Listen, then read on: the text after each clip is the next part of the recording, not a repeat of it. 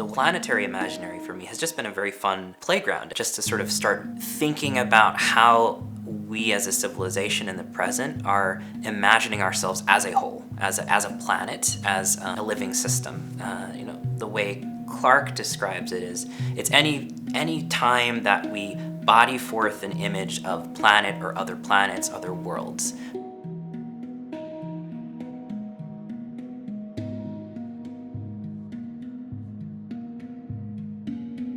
So we're thinking about ourselves as a world.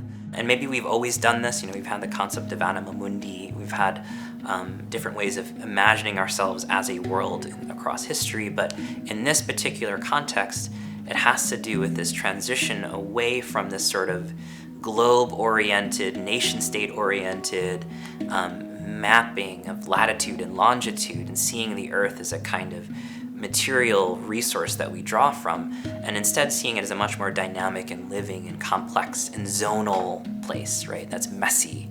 Donna Haraway has some great riffs on what it means to kind of live in a distributed contact zone of beings sort of enmeshed tentacularly with other beings.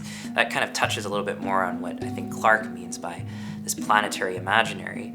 But he also talks about a kind of, what he says is a sort of epistemic humility, that we're aware of the limits of our own knowledge, that we recognize there's always a dark side to what we see. And I don't mean that in a negative sense, I mean it more in that epistemic sense, that we can't know everything exhaustively.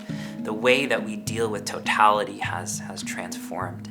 And so for Clark, he uses examples like Frank Herbert's Dune. There's literally a planetary ecologist in that text, and it's a very ecological text.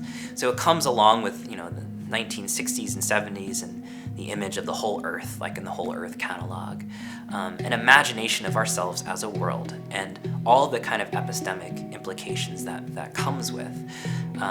So for me, it's a way of relating to the whole in a much more dynamic way that leaves room for what we don't know. It leaves room for emergence, and it leaves room for us to kind of find our way home. There's a sense of being in contact with all these other creatures, right?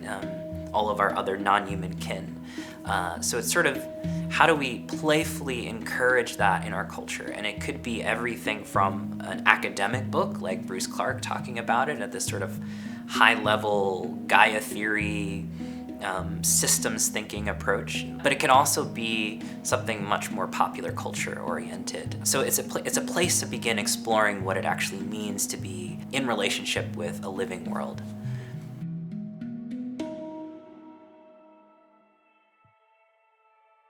So sort of circle back to Gebser, and then adjacent to Gebser, the work of Marshall McLuhan. Both of them very different thinkers, but they were both exploring what we might understand as cultural evolution or transformations of culture. McLuhan was looking a lot more at media and communication medium, and Gebser had this sort of broader, fitting everything within, the structures of consciousness, sort of a sweeping historical unfoldment. But they were both interested in art, and they were both interested in human imagination and creative cultural expression as both a kind of indicator of what we're wrestling with as a culture, what kind of transformations we're undergoing in terms of our relationship with the world, the more than human world, time and space. We've gone through these really dramatic changes over history, and art is a good way to kind of understand what we're working on. It's a much more processual way, right? What are we wrestling with in the present? Looking at our cultural storytelling, looking at our artistic and creative expressions is a good way of kind of a litmus test for what's going on. With that same understanding, I think engaging with art is a very powerful way of transforming our own subjectivity, of thinking about ourselves differently, imagining ourselves differently. It gives us permission to engage with our senses in radically different ways. So stories are very powerful for that, but I think painting, cinema, etc., any kind of creative cultural expression can be a medium and a catalyst for cultural transformation. So that's a long preamble for saying science fiction, particularly in our time, is I would argue a kind of secular mythology. It gives us permission to really run wild with different possibilities and reintroduce the gods through the guise of techno apparatus and warp drives and super complex advanced alien beings that might as well be gods. So it's a kind of dreaming of a secular culture. In the same way, I think good science fiction, like the work of Ursula K. Le Guin, or recently I read A Half-Built Garden by Ruth Emrys, they give us permission to imagine the world going in a different direction than the way it's been. We're talking about capitalism to the way that we've been ransacking our environment. They give us a different vision for what's possible, and sometimes it's very grounded. Like in A Half-Built Garden, it's science fiction and there's aliens in it, but it's also trying to imagine Earth after this time between worlds, when we're starting to regrow, when we're starting to live differently when it comes to economics and our relationship with place. And so the world in this story is sort of organized by the different waterways on the continents rather than nation states. So there's a much more place-based sense in that world. But by, I think, just engaging with the world in our imagination, we're starting to think about, well, how can our world be different? How can we enact this kind of future in our present? There's a sense that the future is present, but we're just kind of getting different angles and snippets, and we're seeing part of the body or the shape of the future here and there, but it's in a much more distributed sense. There's no sense of like, okay, here it is laid out for us, but we get facets of it. And one of the themes that I've been really looking at is this nature of reversal. The movement of reversal isn't regression in the way I'm understanding it, but I do see that there's a kind of course correction that we're going through as a civilization. We have been so unidirectional when it comes to the progress narrative that there's a kind of counterbalancing force that isn't just sending us, quote unquote, back. We're coming back home to a relationship with place and planet, but that reorientation looks like a reversal. So I look for the different kinds of movements and social organizing that has to do with kind of bioregionalism. I think the relocalization with the context of modern technology and satellites and modern communication is sort of folding us back into relationship with the planet, or at least that's one vision, right? Dealing with this civilizational transition in a way that's getting our hands in the dirt. There's a sort of groundedness of theory that I'm seeing kind of pop up in a lot of different communities in the United States and abroad. So the bioregional turn has also been called, the regenerative turn, I think is quite promising. There's aliveness there that has to do with a regrounding in our senses, a renewed relationship with rhythmic time, with place, right? With a type of living that is embodied and not merely abstract.